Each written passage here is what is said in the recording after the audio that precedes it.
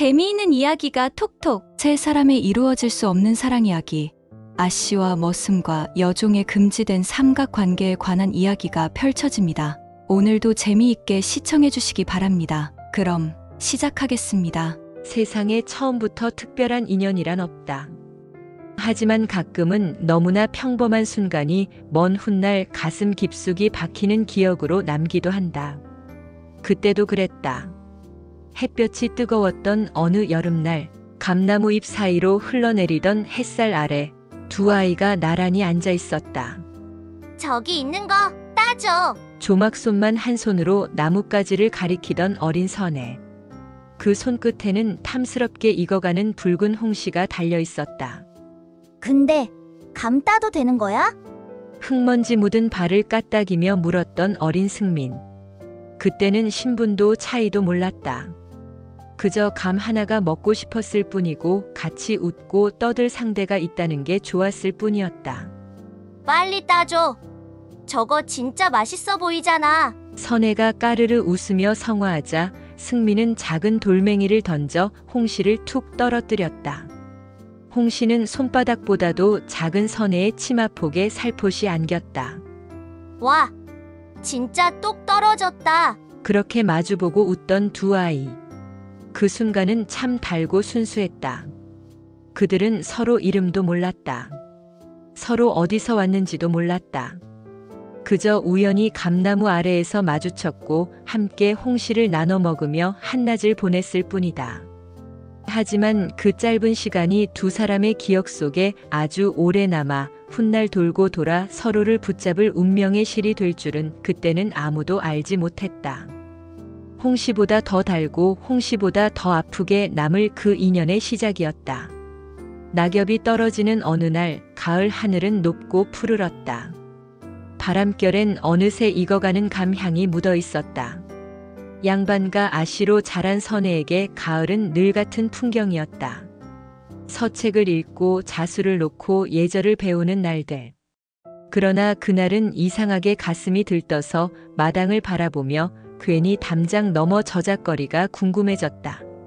아씨, 오늘 저작거리 구경이나 하러 가보시지요? 하녀 꽃분이가 조심스레 권했다. 새로 들어온 비단도 많다더이다. 그래 볼까? 선혜는 한결 가벼운 발걸음으로 대문을 나섰다. 저작거리 풍경. 늘 시끌벅적한 시장통. 갓 구운 찹쌀떡이요. 세비단천, 한 폭에 은 두냥. 평민들의 소리가 이리저리 뒤섞이며 귀를 두드렸다. 선혜는 단정한 옷차림과 함께 조용히 거리를 걸었다. 양반과 아씨가 혼자 걷는 모습은 꽤나 눈길을 끌었지만 선혜는 개의치 않았다. 그때 저만치서 싸움이 붙었다. 도둑이야! 누군가 외치는 소리에 한 남자가 내달렸다. 도둑의 뒤를 거칠게 뛰어쫓는 또 다른 사내. 낡은 저고리, 이마에 흐르는 땀, 그러나 그 몸놀림만은 날쌔다. 얼마 지나지 않아 도둑은 잡혔다. 이거 주인한테 돌려주십시오. 물건을 되돌려주는 손끝은 거칠었지만 그 속엔 묘하게 담담한 책임감이 담겨 있었다. 선혜는 멀찍이서 그 장면을 지켜보다 자기도 모르게 오래도록 그 얼굴을 바라보았다. 어디서 본 듯한 얼굴인데. 그러나 곧 하녀의 손에 이끌려 발길을 돌렸다.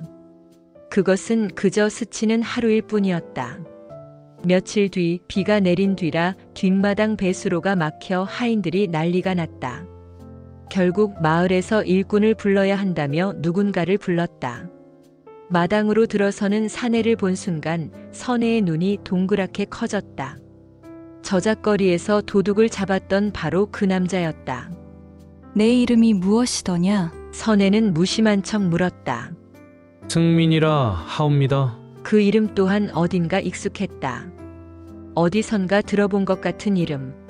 하지만 기억은 흐릿했고 도통 떠오르지 않았다. 짧은 대화를 마치고 둘은 스치듯 지나갔다. 몇 시간이 흐르고 선혜는 집안을 거느리고 있었다. 그리고 그 옆을 물동이를 매며 지나가는 승민. 그러나 두 사람의 시선은 마주치지 않았다. 그저 자신의 위치에서 서로 다른 일과 생각을 이었을 뿐. 하지만 그때 승민이 물동이를 나르다 발을 헛디뎌 그만 선의 치마 끝에 흙탕물을 튀겼다.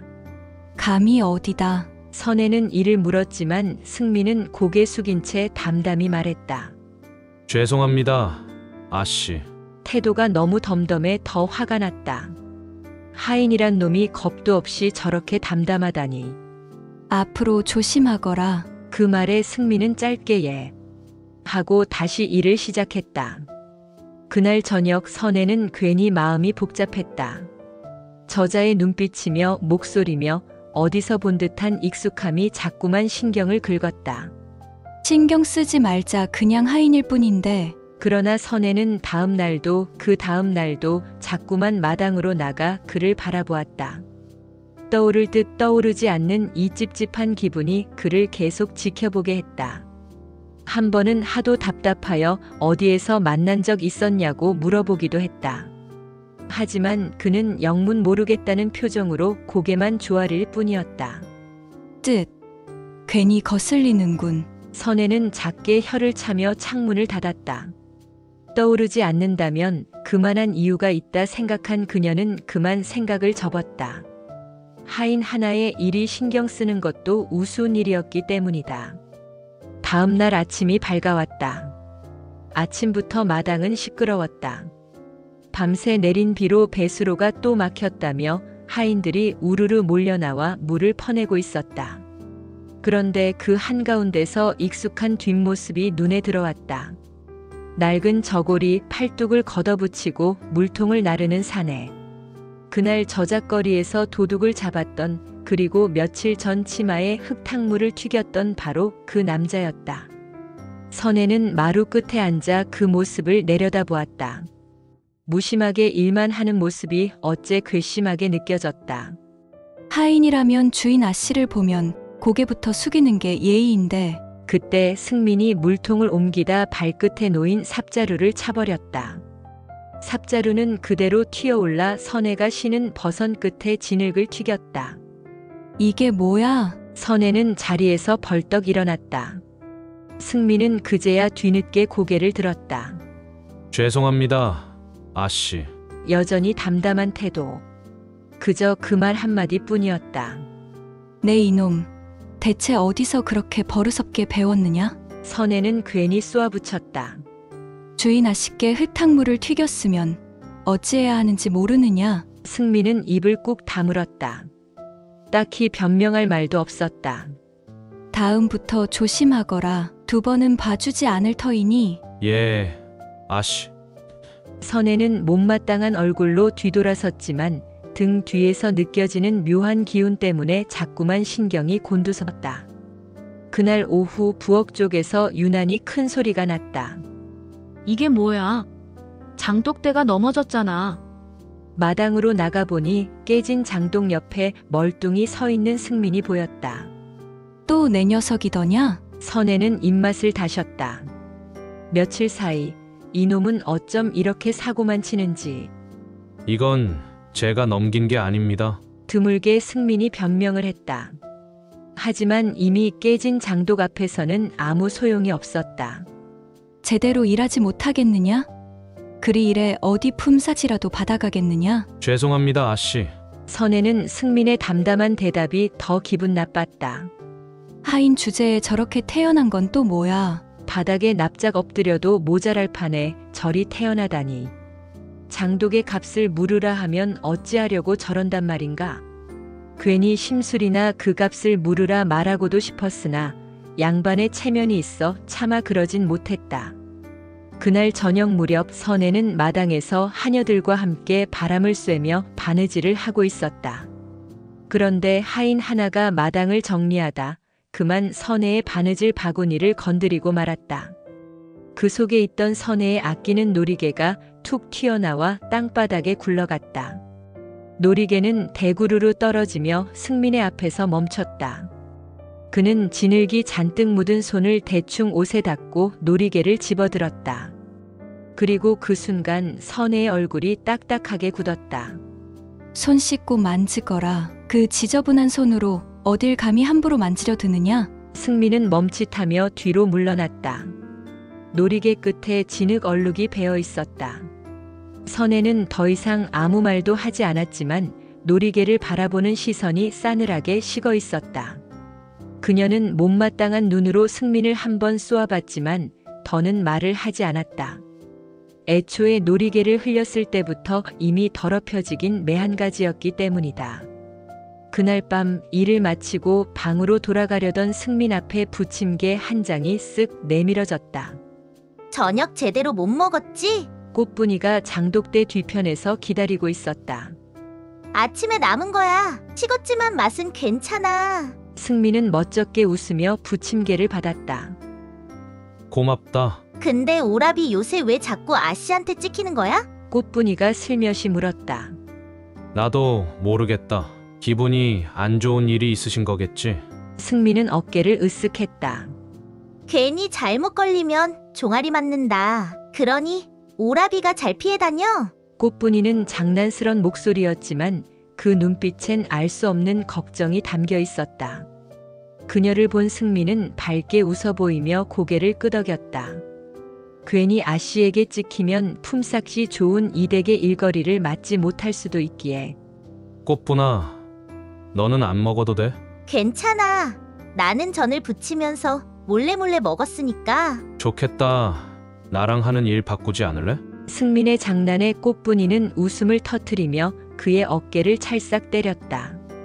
다 태워 먹고 쫓겨나려고? 하긴 난 역시 힘쓰는 게 편해.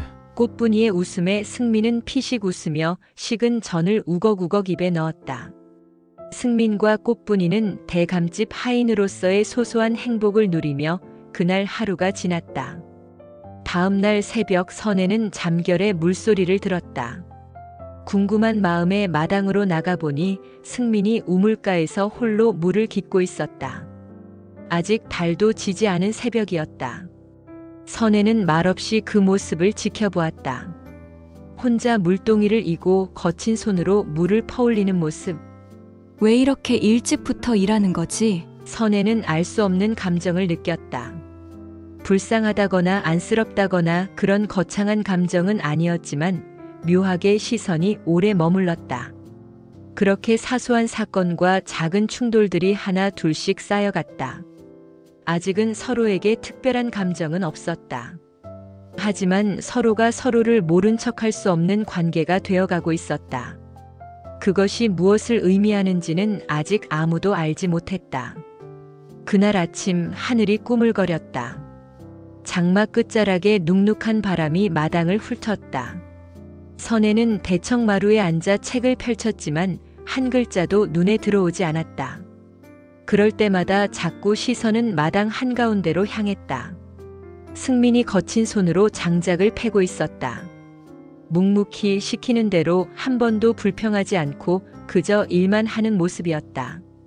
왜 저렇게 일만 해? 머릿속으로는 하찮은 하인이라며 깎아내리면서도 눈은 자꾸 따라갔다. 우직하게 일하는 모습이 다른 하인들과는 차별됐다. 다른 하인들은 앞에서는 열심히 일하는 것처럼 보여도 다들 아름아름 농땡이를 피우며 시간을 보내기 일쑤였는데 말이다. 그렇게 해도 그 누구도 그들에게 뭐라고 하지 않았다.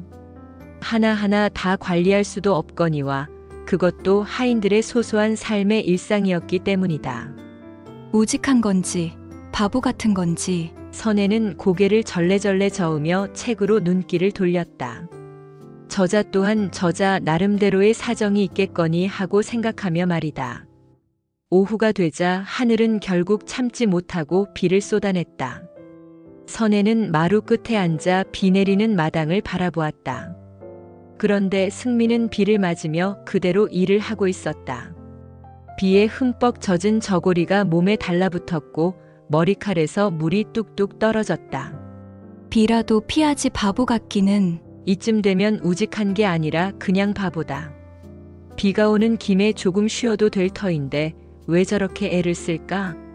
그녀는 괜히 심술이 났다. 거기 보아라. 선혜가 불러 세웠다. 승민은 멈칫하며 고개를 들었다. 비에 젖은 눈썹 아래 물기 어린 눈이 그녀를 바라봤다. 비를 피하고 일하거라. 괜찮습니다. 또 그 말. 이 사람은 왜 이렇게 매번 괜찮다 하는지. 그의 담담한 말에 선혜는 눈살을 찌푸리며 입을 열었다. 내 보기에 안 좋아 그러는 것이다. 내가 그리 일에 시름시름 앓다 죽으면 세간에서 우리 가문을 뭐라 생각하겠느냐? 그건 내 녀석이 감히 우리 집안의 명예를 실추시키려 하는 것이냐? 아닙니다. 아씨 비를 피하고 일하겠습니다. 승민은 고개를 꾸벅 숙이며 처마 밑으로 들어섰다. 그는 젖은 옷을 짜며 머리를 쓸어넘겼다. 선혜는 그제서야 만족한 듯 몸을 돌려 방으로 향했다. 그녀는 방으로 돌아가면서도 그 비에 젖은 얼굴이 머릿속을 떠나지 않았다. 왜인지는 모르겠지만 말이다. 저녁 무렵 선혜는 뒷마당을 거닐다가 우물가에서 승민과 마주쳤다. 승민은 물동이를 채우려던 참이었는데 그 손등에 얕게 긁힌 상처가 보였다. 선혜는 속으로 쯧쯧거리며 고개를 절레절레 저었다. 늘 미련하게 열심히 일하더니 손이 상한 것 같았다. 하인들의 손이야 늘 지저분하고 생채기가 자주 났기에 선혜는 별 신경 안 쓰고 고개를 돌리려 했다.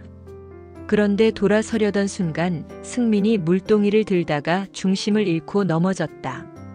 물은 흙탕물로 변해 땅에 쏟아졌고 승민은 온몸이 흙투성이가 되었다. 선혜는 웃음을 참을 수 없었다. 풋, 정말 꼴 좋구나. 하하. 괜히 민망함을 느낀 승민은 고개를 꾸벅 조아리며 다시 물을 뜨려 했다. 그녀는 그 모습을 보며 재미없는 사내군 이라는 말을 남기고는 자리를 떴다. 다음 날 아침 선혜는 일부러 마당을 빙빙 돌았다. 별일은 아니었지만 괜히 마당 한복판을 거쳐가는 걸로 오늘 하루를 시작하고 싶었다. 마당 끝에서는 승민이 새벽부터 물동이를 나르고 있었다. 팔뚝을 걷어붙이고 흙 묻은 손으로 물을 퍼담는 모습이 눈에 들어왔다. 그냥 하인일 뿐인데 왜 자꾸 눈에 밟히지? 그럴수록 선혜 특유의 심술기가 발동했다. 괜히 부리는 장난이 시작될 차례였다. 선혜는 승민 앞을 지나가면서 살짝 발끝으로 물동이 한 귀퉁이를 툭 건드렸다. 어머, 미안하구나. 입으로는 사과하면서도 눈빛엔 장난기가 가득했다. 물동이가 기우뚱하며 쏟아질 뻔했지만 승민은 아무 말 없이 중심을 잡았다. 괜찮습니다. 아씨. 담담한 얼굴. 선혜는 재미가 없었다. 하지만 왠지 그럴수록 더 골려주고 싶었다. 저 담담하고 태연한 얼굴이 구겨지는 모습을 보고 싶기도 했다. 그건 그저 작은 호기심과 무료함을 털어내기 위한 장난기에 불과했다. 그날 오후 선혜는 마당에서 글씨 연습을 하고 있었다. 하녀들이 주변에서 술을 놓으며 그녀를 둘러싸고 있었는데 마침 물동이를 나르던 승민이 그 옆을 지나갔다. 선혜는 괜히 그를 불렀다. 보거라. 너는 글씨를 좀 아느냐? 아니요. 아씨. 그럼 봐라. 양반과 아씨 글씨가 어떤 건지. 선혜는 일부러 가장 어려운 글귀를 꾹꾹 눌렀었다. 하녀들이 감탄하며 고개를 끄덕였다. 하지만 승민은 짧게 참 잘 쓰십니다. 한마디 하고는 다시 물동이를 들고 가버렸다. 뭐야. 재미없게. 선혜는 괜히 심술이 더 났다. 깜짝 놀랄 정도는 아니라도 그래도 조금은 두 눈이 커질 줄 알았는데 그는 다른 세상의 일처럼 별 반응을 보이지 않았다. 선혜는 그의 반응에 콧방귀를 뀌며 고개를 돌렸다. 하긴 저자가 글귀의 어려움을 알겠는가. 하인들에게 글은 그저 그림일 뿐이다. 그림으로 보는 시선으로 글귀의 어려움을 어찌 알겠는가. 그녀는 그에게서 시선을 거두고 조용히 글귀를 써내려갔다. 썩 마음에 드는 자신의 필체에 만족한 미소를 지으며 말이다. 그날 밤 선혜는 잠이 오지 않아 마당으로 나왔다. 비가 내린 뒤라 공기가 축축했고 달빛이 맑았다. 그런데 마당 끝에서 승민이 물동이를 쌓아두고 하늘을 멍하니 올려다보고 있었다. 그 모습이 또 신경 쓰였다. 일꾼 주제에 뭘 저렇게 감상에 젖어 있어? 선혜는 괜히 심술이 발동해 멀리서 조용히 작은 돌멩이를 던졌다. 돌멩이는 승민 발끝에 살짝 닿았다. 누구십니까? 승민이 고개를 돌렸지만 선혜는 이미 기와 너머로 몸을 숨긴 뒤였다. 그러나 도망치다 발이 미끄러지며 비단신 한 짝이 그만 빠져버렸다. 다음 날 아침 승민은 우물가에서 물을 뜨다가 마당 끝에 버려진 비단신 한 짝을 발견했다. 그건 선혜가 신던 그 신발이었다. 승민은 신발을 살짝 주워들고 한참을 망설이다가 마당 한가운데 조심스럽게 놓아두었다. 분명 주인이 가져가겠지. 그런데 그 순간 대청마루에서 그걸 지켜보던 선혜는 괜히 얼굴이 달아올랐다. 눈치챈 것은 아니겠지? 괜히 심장이 한 번 더 뛰었다. 혹여 심술굿은 장난이 들킨 건 아닌가 하여. 한편 꽃분이는 새벽부터 마당을 쓸다가 승민이 비단신을 주워놓는 걸 보았다. 그게 왜 저기 있지? 궁금한 마음에 꽃분이는 비단신을 만져보았다. 고운 비단의 수놓인 무늬를 보고 이게 선혜의 것임을 단박에 알아챘다. 아씨가 밤에 마당에 나왔던 건가? 질투를 하는 것은 아니었지만 조금 찜찜하긴 했다. 왜 자꾸 아씨와 승민이 엮이게 되는 걸까? 그렇게 사소한 사건들이 끊임없이 엮이며 선혜는 승민을 하찮게 보면서도 자꾸만 신경을 쓰게 되었다. 승민은 선혜를 주인 아씨로 대하지만 자꾸만 어쩔 수 없이 마주치게 되는 운명을 피하지 못하고 있었다. 두 사람 사이엔 아직 아무 감정도 없다. 하지만 두 사람 사이에 쌓인 시간은 어느새 서로를 기억하게 만들고 있었다. 그날 오후 선혜는 하녀와 함께 저작거리에 나왔다. 평소라면 비단이며 놀이개며 예쁜 물건들 구경하느라 정신이 팔렸을 텐데 이상하게도 오늘은 시장 한 구석에서 허름한 행색으로 앉아있는 사람들, 장터 한켠에서 헐값에 나온 상한 채소들, 그런 것들이 자꾸만 눈에 들어왔다. 아씨, 저 놀이개 고운 색 좀 보세요. 하녀가 팔을 잡아 끌었지만 선혜는 멍하니 다른 곳을 바라보고 있었다. 바로 떡집 앞에서 한 소녀의 손을 잡고 서 있는 승민이었다. 승민은 어린 동생 복희의 손을 꼭 잡고 자신이 힘들게 번 돈으로 떡 하나를 사주고 있었다. 와, 오빠 최고야. 복희는 두 눈을 반짝이며 떡을 받아들었다.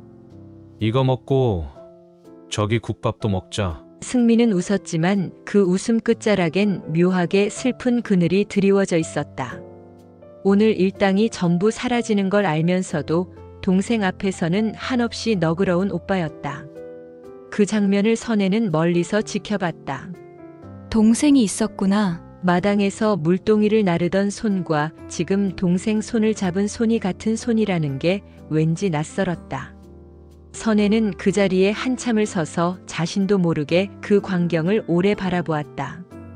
그날 밤 승민은 좁디 좁은 방 안에서 복희와 나란히 누워 있었다.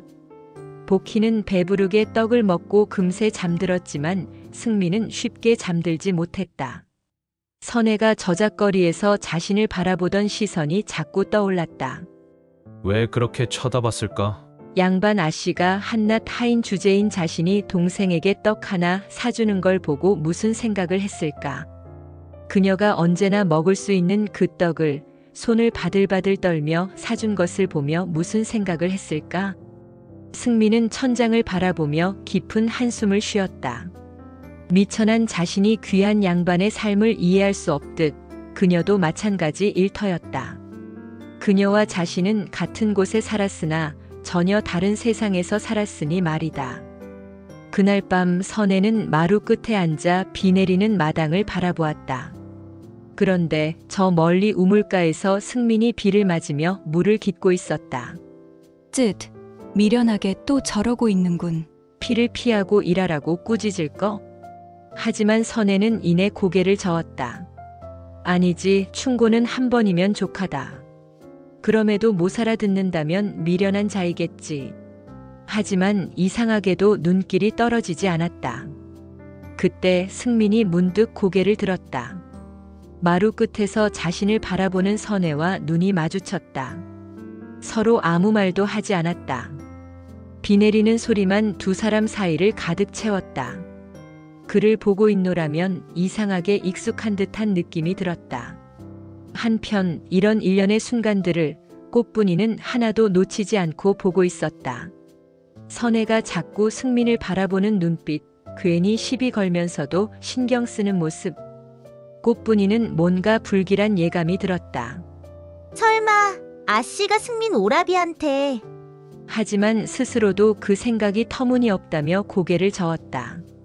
아니야, 아씨가 왜 하인 따위를 신경 쓰겠어. 그렇게 스스로를 달래면서도 마음 한구석은 서늘하게 식어가고 있었다. 그렇게 서로의 세계를 서서히 들여다보기 시작한 두 사람. 하늘과 땅만큼이나 멀었던 세상이 조금씩 엮이고 있었다. 그리고 그건 시작일 뿐이었다. 그날 아침 선혜는 창밖으로 마당을 내다보며 잠시 멍하니 앉아 있었다. 요 며칠 마당에서 일하는 승민의 모습이 자꾸만 눈에 밟혔다. 하인이라면 하인답게 굴지. 왜 저렇게 눈에 띄는 거야? 괜히 심술이 났지만 그 심술의 정체가 무엇인지 스스로도 알 수 없었다. 새벽 안개가 옅게 깔린 마당. 찬이슬에 젖은 나뭇잎들이 서늘한 공기를 머금고 있었다. 선혜는 아직 채 깨어나지 않은 눈으로 마당을 내려다보았다. 한동안 시끄러웠던 집안은 며칠 전 배수로 사고 이후 조금 잠잠해진 듯 했다. 하지만 그날 이후 집안 곳곳에서 마주치는 그 사람의 모습이 선혜를 몹시 거슬리게 만들었다. 배수로 사고도 마무리 지었는데 그는 또 무슨 일로 집안에 있는 것일까? 승민, 이름도 하찮고 행색도 누추한 평민 일꾼. 그런데 이상하게 자꾸 눈에 밟혔다. 아씨, 새 아침부터 왜 그렇게 무표정이세요? 꽃분이가 선혜의 옷자락을 정리하며 살며시 물었다. 무표정한 게 아니라 피곤해서 그래. 피곤하실 일이 뭐가 있으세요? 말하기 싫었다. 밤새 승민 생각이 난 건 절대 말할 수 없었다. 그날 선혜는 일부러 하인들이 일하는 마당으로 나섰다. 그가 어디서 뭘 하는지 그저 궁금했다. 절대 신경 쓰는 건 아니었다. 그런데 마당 한쪽에서 승민이 장작을 패고 있었다. 툭툭 나무를 올려놓고 힘껏 내려치는 모습. 땀이 이마를 타고 흐르지만 눈 하나 깜빡하지 않고 묵묵히 일을 이어갔다. 저렇게 진지할 때도 있네. 선혜는 그 모습을 힐끗 보다가 곧바로 고개를 돌렸다. 괜히 봤다가 스스로도 왜 그를 보고 있는지 모르겠는 기분이 싫었다. 하지만 하필 그때 승민의 발밑에 있던 장작 하나가 굴러 선혜 쪽으로 튀어왔다. 아씨, 조심하십시오. 승민이 소리쳤지만 이미 치맛자락 끝에 흙이 튀었다. 선혜는 순간 굳어졌다. 이게 뭐야? 죄송합니다. 승민은 서둘러 달려와 치맛자락을 털어주려 했지만 선혜는 손을 탁 쳐냈다. 건드리지 마라. 더러운 손으로 어딜 만지는 것이더냐? 죄송합니다. 도대체 제대로 하는 일이 뭐냐? 내 놈 때문에 옷이 다 버려졌지 않느냐? 그리에 품삯이라도 받아가기는 하느냐? 승민은 아무 말 없이 고개를 숙였다. 죄송합니다. 선혜는 더 화를 내고 싶었지만 괜히 주위 하인들이 쳐다보는 게 신경 쓰였다. 됐다. 아침부터 괜히 기분만 상했구나. 선혜는 발을 탁 구르며 마당을 빠져나갔다. 그 뒤에서 꽃분이가 살짝 입을 삐죽이며 말했다. 아씨 참 괜히 심술 부리시긴.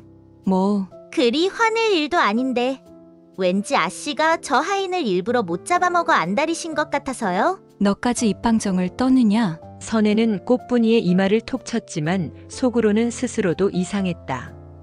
왜 그렇게 심술을 부린 거지? 정말 나답지 않았어. 한편 승민은 묵묵히 떨어진 장작을 주워 다시 쌓으며 한숨을 쉬었다. 또 혼났다. 이러다 더는 안 불러주면 곤란한데. 아픈 어머니와 어린 동생이 있다. 일거리야 다른 일거리도 있지만 대감집 품삯보다는 못하다. 배수로 사고 때 묵묵히 일하는 모습이 좋게 보였는지 괜찮은 품삯으로 간간히 일거리를 또 받게 됐다. 그리 많은 일거리는 아니라 다른 집의 일거리나 농사를 도와주고 품삯을 받아야 하긴 하지만 그래도 당장 일거리가 사라지는 건 곤란했다. 당장 아픈 어머니의 약재값을 마련하기도 벅차지 않던가. 승민은 떨어진 장작을 줍고 조심스럽게 고개를 들러올리는 그때였다. 그의 눈에 서늘한 가을바람에 살짝 날린 선혜의 옷자락이 보였다. 순간, 아주 잠깐, 홍시나무 아래에서 웃고 있던 어린 소녀의 얼굴이 스쳤다. 승민은 흔들리는 눈빛으로 그녀의 뒷모습을 한동안 바라봤다. 하지만 이내 고개를 저었다. 그럴 리가. 그 아이는 꿈 같은 기억이었으니까. 승민은 피식 웃으며 다시 장작을 패기 시작했다. 장작을 다 패면 이웃집 돌이 아범네 농사를 도와주러 가야 한다. 품삯이 아주 작긴 하나 그래도 그런 자비리 하나 둘 쌓여 하루하루 생계를 이어갈 돈이 되기도 했으니 말이다. 늦은 밤 일을 마치고 집으로 돌아온 승민은 숨소리부터 조심했다.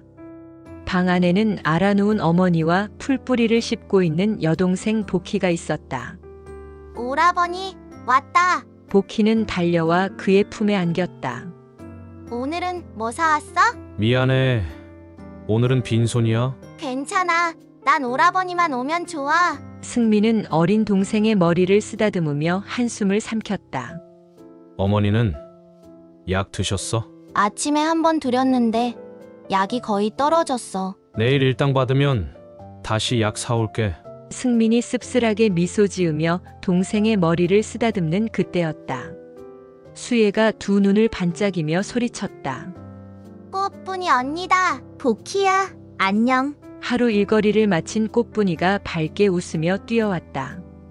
그녀는 반가워하는 복희를 한번 끌어안고는 조심스럽게 품에서 돌돌 말린 천 하나와 계란 하나를 꺼냈다. 돌돌 말린 천을 조심스럽게 풀어놓자 그곳에는 계란물에 잘 붙여진 육전 두 동가리가 정성스럽게 쌓여 있었다. 선혜네 저녁상을 차리고 남은 육전을 몰래 가져온 것이었다. 와, 육전이다. 쉿쉿. 복희야, 소리 지르면 안 돼. 복희는 두 눈을 반짝이며 육전을 하나 집어들어 먹었다. 꽃분이는 방긋 웃어 보이며 육전 하나를 승민에게 내밀었다. 오라버니도 하나 먹어. 매번 이래도 괜찮은 거야? 들키면 혼쭐 날 텐데. 곤란해하는 승민의 표정에 꽃분이는 밝게 웃어 보였다. 괜찮아. 다들 아름아름 주워 먹거나 남는 건 가져가곤 하니까. 그래. 고맙다 꽃분아. 승민은 피식 웃으며 꽃분이의 어깨를 토닥였다. 그의 손길에 꽃분이는 얼굴을 붉히며 기쁜 표정을 지었다. 이따금씩 꽃분이는 승민네 집으로 몰래 찾아와 어머니의 이마를 식혀주고 남은 음식도 살며시 두고 갔다. 승민은 그런 그녀에게 항상 고마운 마음을 가지고 있었다. 내가 뭐라고 이렇게까지 하니? 승민 어머니가 물으면 꽃분이는 그저 웃으며 말했다. 그냥 오라버니가 좋은 사람 같아서요. 하지만 그 웃음 뒤에는 작은 설렘이 가려져 있었다. 승민의 어머니는 그런 그녀의 마음을 알았기에 부담스러워하지 않았다. 그녀가 얼마 안 가 승민에게 시집와 며느리가 되리라 생각했었기에 승민의 곁에서 챙기는 꽃분이와 어릴 적 추억이 있는 선혜와 승민. 이로써 세 사람의 인연은 본격적으로 시작되었다. 그 끝이 어떻게 될지 아무도 몰랐지만 말이다. 재미있게 읽으셨나요? 다음 이야기는 아씨의 금지된 삼각관계 2부로 찾아뵙겠습니다. 원하는 이야기가 있다면 댓글로 요청 부탁드려요. 더 재미있는 이야기를 원한다면 구독과 좋아요. 구독과 좋아요는 큰 힘이 된답니다.